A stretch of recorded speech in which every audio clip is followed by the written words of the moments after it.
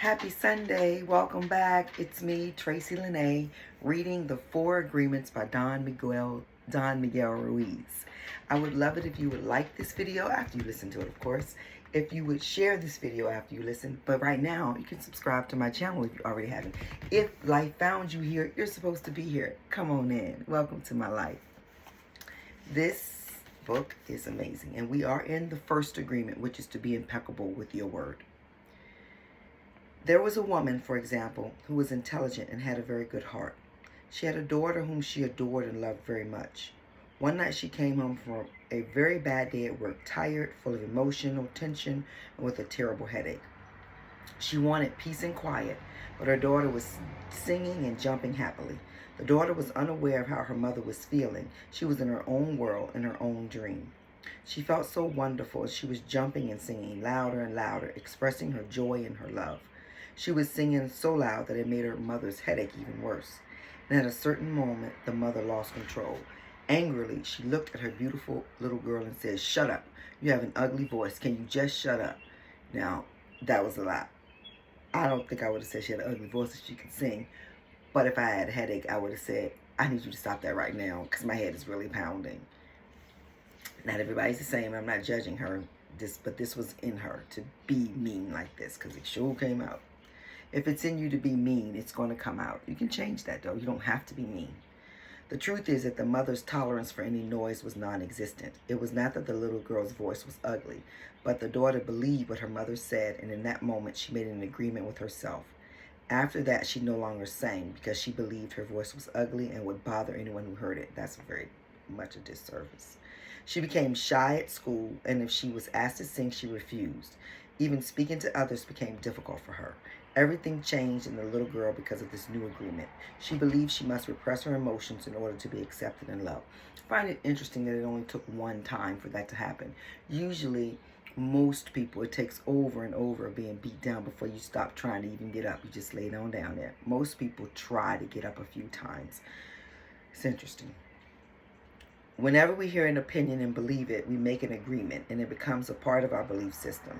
This little girl grew up and even though she had a beautiful voice, she never sang again, which lets me know, reading between the lines, the mother never went back and apologized to her and said, "Girl, I was just angry. Your voice is beautiful," because she could have canceled that first thing, that first telling her voice was ugly, and that little girl made that agreement because her mother never corrected it.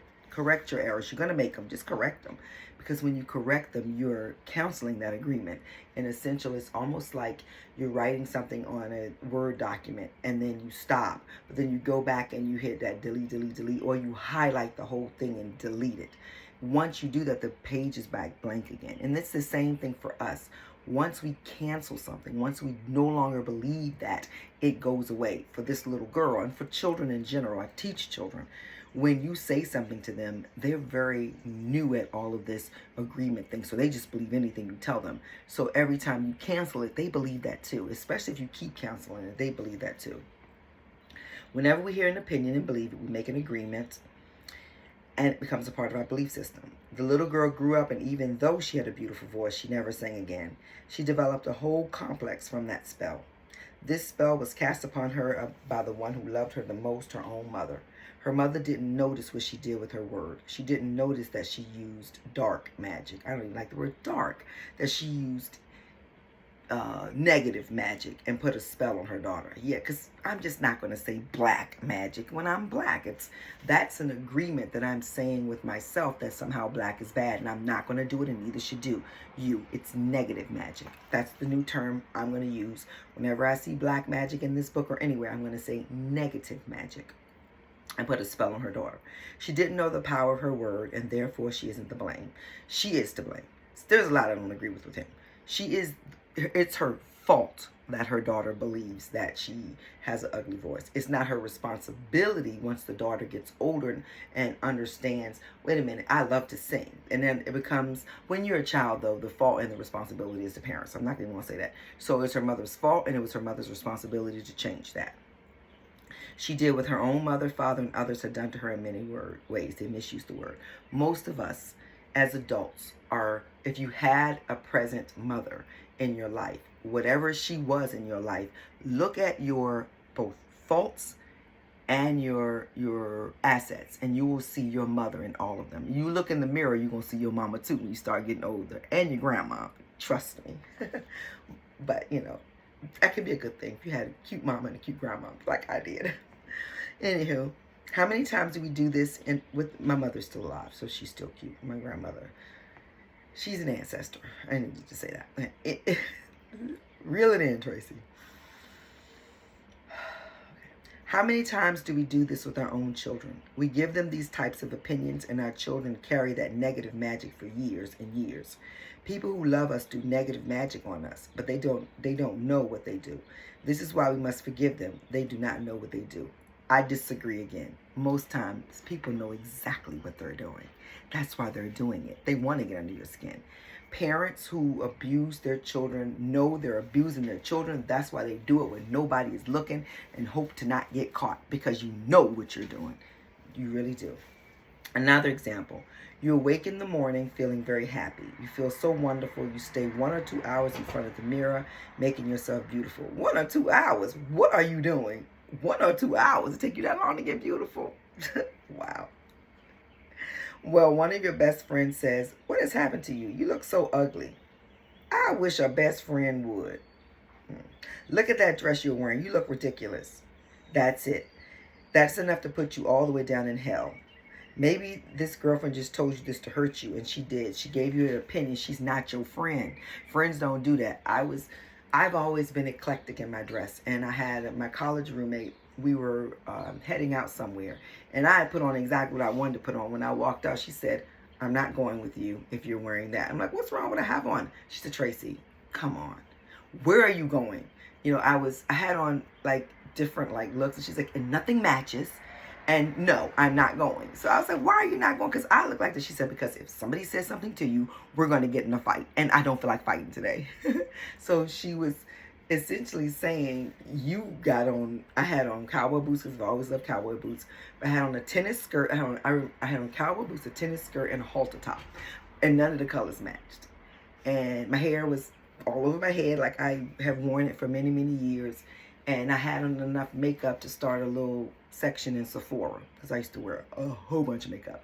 My cousin, may God rest his soul, used to say, I just pour all the makeup in a bowl, throw it up, and catch it with my face. I love him. Anywho, so it wasn't that she was insulting me. She just knew if somebody said something to you, then we're going to have to fight. So she was trying to keep us from fighting. I went back in. She helped me pick out something else that kind of matched a little bit more. Still kept them cowboy boots on though. But so yeah, but this is not a friend. If you accept the opinion, it becomes an agreement now, and you put all your power into the opinion. That opinion becomes negative magic. These types of spells are difficult to break. The only thing that can break a spell is to make a new agreement based on truth. The truth is the most important part of being impeccable with your word. On one side of the sword are the lies which create negative magic, and on the other side of the sword is the truth, which has the power to break the spell of negative magic. Only the truth will set us free. And it's like if somebody asks you to go somewhere and you know you're not going, and you know you're not going, and you know you are not going. And if you're a Muslim, you say, "Well, inshallah, I'll be there." And if you're a Christian, you'll go, "Well, good Lord willing, the creek don't rise." When you know goodness damn well that it's not about the will of God, Allah, and you know that you don't even live near a creek, so it ain't gonna rise. So just say, "Oh man, I don't want to hurt your feelings, but I just don't want to go." Just like that. You added, "I don't want to hurt your feelings," but you also were true to yourself. You don't want to go. We've got to start to learn to say, "I don't want to go." And you don't have to say it rude. You can just say, "Oh, I really don't want to hurt your feelings, but I really don't want to go." And then go with what you really want to do. But stop all of that. "Well, inshallah, I'll be there," when you know. That means, if you don't know, it means if it's the will of Allah, which is Allah is God.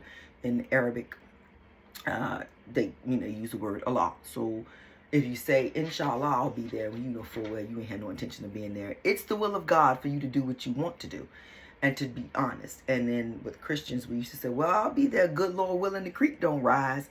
You don't even live near a creek. That was back in the time where people lived in areas where we walked a lot, and If the creek rose, you couldn't get over to the other side. But you won't even live near a creek. So stop telling people you might be there if the creek don't rise. Because the creek ain't rising. Because you don't live near a creek. Looking at everyday human interactions, imagine how many times we cast spells on each other with our word. Over time, this interaction has become the worst form of negative magic, and we call it gossip. That's another thing. Now, the Bible is very, very clear to tell you to keep away from gossip. But it also tells the person that you may be gossiping on to guard yourself up with the whole armor of God. Because if you are guarded with the whole armor of God, people can throw whatever they want, and it will ricochet and knock them right in the teeth. It won't even hit you. It'll go right back to the sender. I do a ritual. A ritual just means an agreement that I want to be true. Often, where I sit in silence and I see myself building a beautiful trusses, a wall around me, but it's invisible. And it has flowers and diamonds and has all of these things around it. And it's like you can get in it if you're all good. If you have positive energy, it lets you in. It's like if you have a garage door, your garage opener opens your garage, but it won't open the neighbor's garage. So mine only opens up and lets you in if you are of goodness and of joy and peace and prosperity. You bring me good food or some money or some clothes, then you can come right on in. But if you're coming with some foolishness, that garage opener ain't opening mine. No. If you are lying on me, if you are spreading gossip on me, I have it set up where it boomerangs right back to you because it's yours, baby, and you can keep that. You can keep that. Gossip is negative magic at its very worst because it is pure poison. We learned how to gossip by agreement. When we were children, we heard the adults around us gossiping all the time, openly giving their opinions about other people. They even had opinions about people they didn't know. Emotional poison was transferred along with the opinions, and we learned this as the normal way to communicate. I am very grateful that my grandmother was not like that. She was a straight shooter, and she did not gossip. I'm going to tell you this story real quick because I'm trying to stay within time, but I feel like this is important to share about my grandma. We called her Nana. One day I'm sitting in there, and I'm younger, and this woman is coming across. My grandmother lived in the projects, and this woman is coming to see her. She's like, oh, Lord, Miss, and I'm not going to say her name, just in case one of her great-grandchildren or grandchildren here. Miss so-and-so is on her way over here. Hurry up and give me that folding chair. So I'm not moving fast, and my grandma said, Tatcha, give me that folding chair. Quick, she coming. So I got the folding chair, and I put it out. So when the lady came in, she was about to sit on the sofa, and my grandma said, no, you sit right here. She said, Miss Dickinson, every time I come over here, you always have me sit in the folding chair. You don't want me sitting on your furniture? And my grandma said, well, yeah, I'm going to be honest with you. You smell, and every time you get up, it's the dangest smell to get out. So I figure I like your company, so I'll let you sit on the folding chair because you're not washing your tail. The cracker fell out of my mouth. My eyes widened, and I just knew that lady was going to be offended. She said, oh, well, yes, ma'am, Miss Dickinson. She sat in that chair.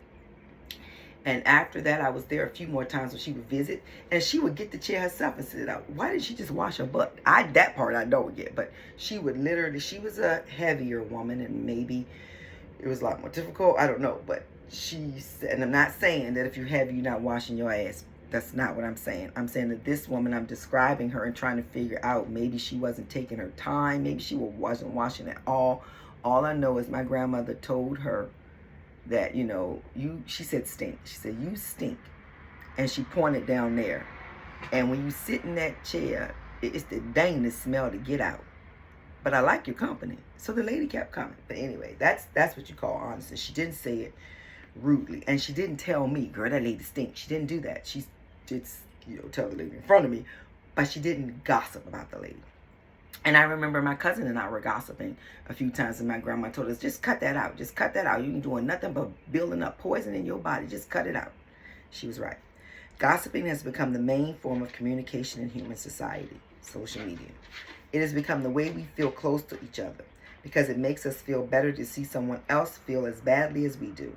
There's an old expression that says, misery likes company, and people who are suffering in hell don't want to be all alone. Fear and suffering are an important part of the dream of the planet. They are how the dream of the planet keeps us down. Using the analogy of the human mind as a computer, gossip can be compared to a computer virus. A computer virus is a piece of computer language written in the same language all the other codes are written in, but with harmful intent. This code is inserted into the program of your computer when you least expect it, and most of the time without your awareness. There is that passage in the Bible that tells you not to gossip. It's in Psalms, and I'm not remembering it always, but it's basically saying that do not be deceitful with your tongue, and you really shouldn't. Now, I do have friends, and we chuckle at people. I think it's a little bit different from gossiping. Maybe it's gossiping. What I don't do is one friend tells me something, and I run back and tell the other friend what she said, but she said don't tell you. That's wrong and malicious. Don't do that. Don't be that type of friend. But if you have somebody like that comes and tells you something that somebody told them not to tell anybody, and they tell you everything you tell them, they running and doing the same thing. They running and doing the same thing, in case you didn't hear that. After this code has been introduced, your computer doesn't work right. It doesn't function at all because the codes get so mixed up with so many conflicting messages that it stops producing good results. Human gossip works exactly the same way. For example, you're beginning a new class with a new teacher, and you've looked forward to it for a long time. On the first day of class, you run into someone who took the class before you and says, oh, that instructor was such a pompous jerk. He didn't know what he was talking about, and he was a pervert too, so watch out. You are immediately imprinted with the word and the emotional code the person had when saying this. But what you are not aware of is his or her motivation in telling you. This person could be angry for failing the class or simply making an assumption based on fears and prejudices. But because you have learned to ingest information like a child, some part of you believes the gossip and you go on into the class. As the teacher speaks, you feel the poison come up inside of you, and you don't realize you see the teacher through the eyes of the person who gave you that gossip. Then you start talking to other people in the class about this, and they start to see the teacher in the same way, as a jerk and a pervert. You really hate the class, and so soon you decide to drop out. You blame the teacher, but it is the gossip that is to blame. I've worked in situations, I'm a school teacher, said that before, probably said it a lot of times as I was explaining. And there will be other administrators or teachers that another teacher or teachers don't have a good relationship or rapport with. And when I was new coming in, they would tell me, oh, da-da-da, blah, blah, blah, blah, blah. But I am wiser than that to hold people to what somebody else told me. I give you a chance for me. And some of the people, they've really been right about. And I asked myself once, am I just looking for that in the person because I know it's there, even though I'm giving them a chance, but anything they do that kind of points out truth to what that person told me, is that what's happening? And there's one particular occasion I won't go into detail with, when honestly, it's just true. The person just really is who they are. And for whatever reason, they don't want to be liked. Is what it is. And I'm like, well, I'm going to just love you from afar. What was that? Okay, what are we talking about? All of this mess can be caused by one little computer virus. One little piece of misinformation can break down communications between people, causing every person it touches to be infected and contagious to others. Imagine that every single time others gossip to you, they insert a computer virus into your mind, causing you to think a little less clearly every time. Then imagine that in an effort to clean up your own confusion and get some relief from the poison, you gossip and spread the virus to someone else. Now imagine this pattern going on in a never-ending chain between all the humans on Earth. The result is a world full of humans who can only read information through circuits that are clogged with poisonous, contagious viruses. Once again, the poisonous virus is what the Toltecs call the mitote. The mitote. Yeah, it would be the mitote. The mitote. The chaos of 1,000 different voices all trying to talk at once in the mind. Even at worst are the negative magicians or computer hackers who intentionally spread the virus. Think back to a time when you or someone you know was angry with someone else and desired revenge. In order to seek revenge, you said something to or about that person with the intention of spreading poison and making that person feel bad about him or herself. I think we've all experienced when someone gets mad at you and then they go and tell your business, something deep and personal that you told them, and they want to tell everybody else. In middle school, they do it all the time. I'm constantly telling them, stop telling your business. Stop it. They're telling things that go on at home that are truly personal and truly hurtful. And you tell somebody you think is your best friend, and then she ain't your best friend the next day, and she done told somebody else. And now the school is reeling with your home shame. And it shouldn't be that way. As an adult, when we do that, you just petty. Like, you have a good friend and you know that things aren't going well in her marriage, and then you guys fall out and you tell everybody, you should know what her husband doing. I ain't gonna tell you, but, and then you start telling them. It's just wrong. In order to seek revenge, you said something more. Okay, where is that part? As children, we do this quite thoughtlessly, but as we grow older, we become much more calculated in efforts to bring other people down. Then we lie to ourselves and say the person just received a punishment for their wrongdoings. We call it karma when you gossip in people's business. That's not karma for them. That's karma for you. When people entrust you with the personal workings going on in their life and you run around telling people about it, that's your character that needs some help, not theirs. Sometimes people just really need to help to talk about it, to get it off of them, and they tell you in trust. Sometimes people just like to gossip their own life to you.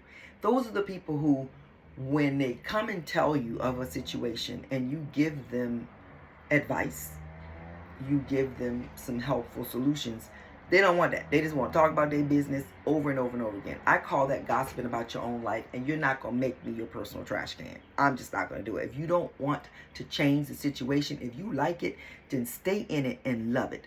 If you are not willing to leave a spouse that is decided to take their genitals on a world tour and you're going to stay, then let them cheat in peace. Stop telling everybody. Just let them cheat in peace and go about your merry little way doing your thing. It's okay. It's your life. You get to make the decisions. What I don't do anymore is have the time to just listen to you talk about the same thing over and over again. I'm not going to do that. And it doesn't mean I'm not your friend. It means that you are putting that emotional poison in me. I'm not willing to die. So I'm like, nope, you don't want to make the changes, so go on over here with that. Find somebody who want to listen to you gossip about your wife or gossip about your husband, and y'all have a good old time.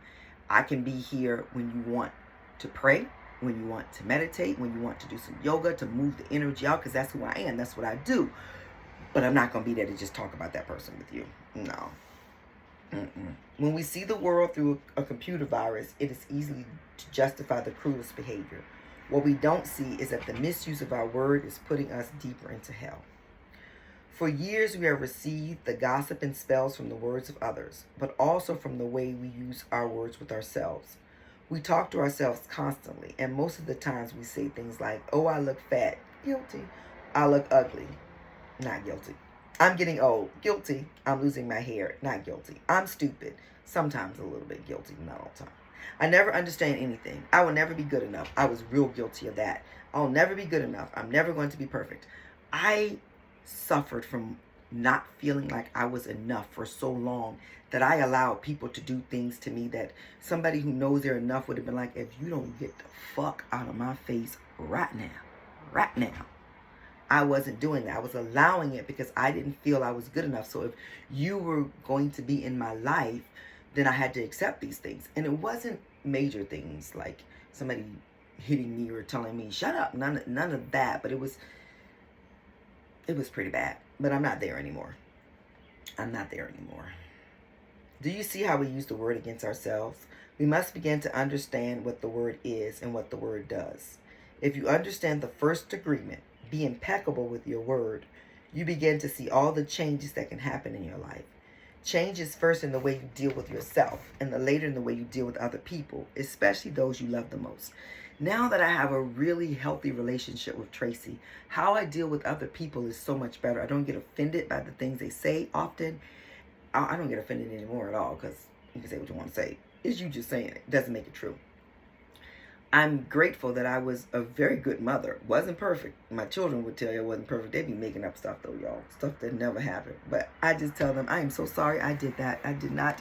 I must have been in a fog. I never discount what they say, but sometimes I'm like, no, ain't no good and goddamn well that didn't happen. But, I'm going to allow them to address it. And one time it was one thing that I knew didn't happen, but I wanted to happen in the way that my child thought it happened, but I don't invalidate them. But my other child did and said, that did not happen. You full of it. And that made me feel good. So I just said, well, I'm going to validate and say, because that may be the key to unlock something that is keeping them back from having the life they want, because they believe that. I've done it with my mom. I remember though, I was in the 7th grade and I came home. Middle school was hell for me.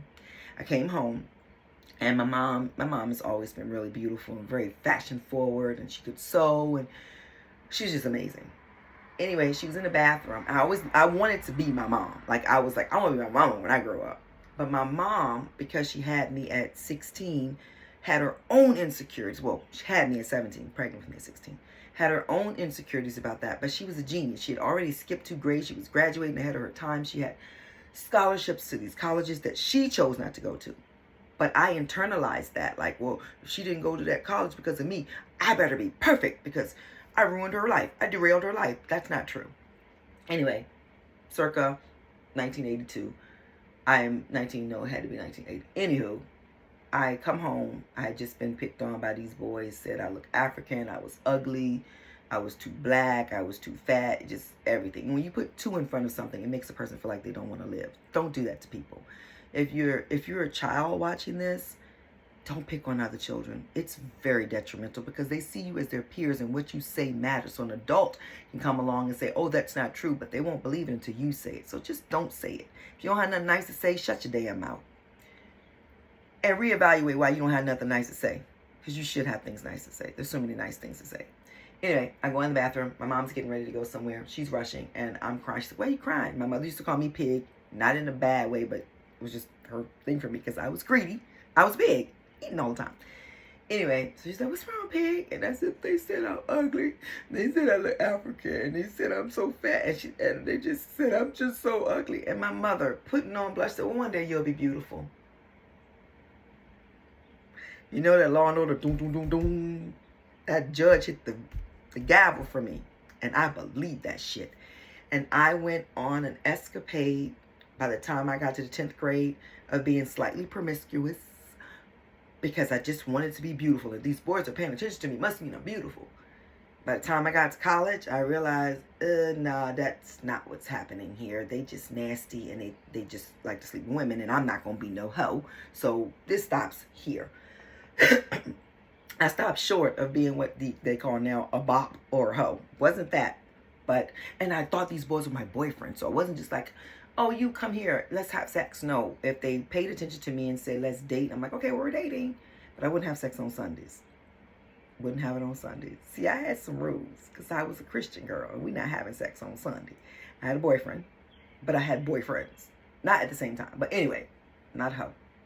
Not judging you if you was a hoe. It's your past. Anyway, I'm at 27 minutes and we're still in the first agreement, which is to be impeccable with your word. We don't have much. We'll be done. Actually, I'm going to read straight through and shut my mouth.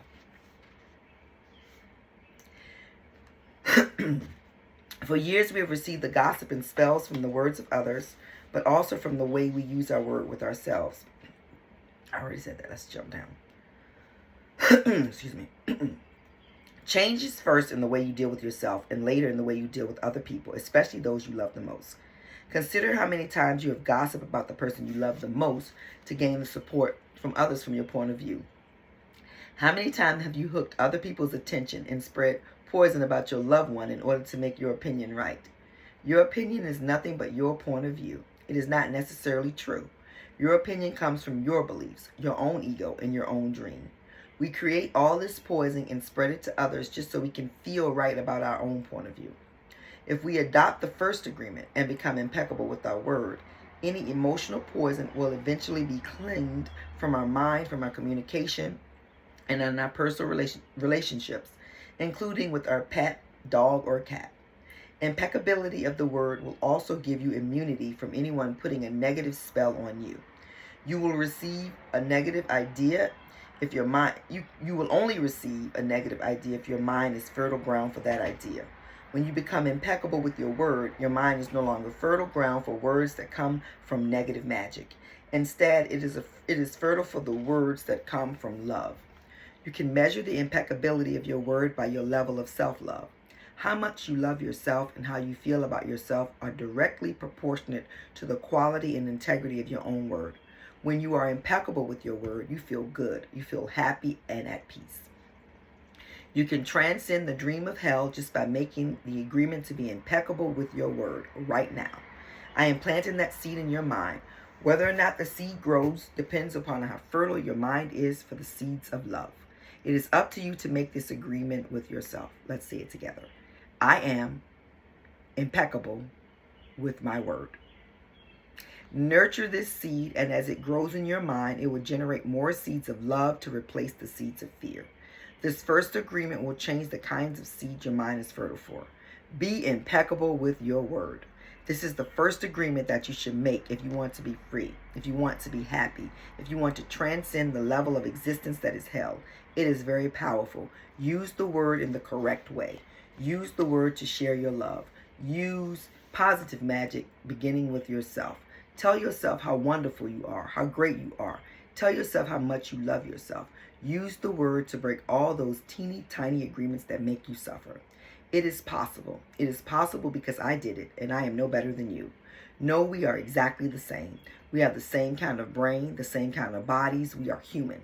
If I was able to break those agreements and create new agreements, then you can do the same. If I can be impeccable with my word, why not you?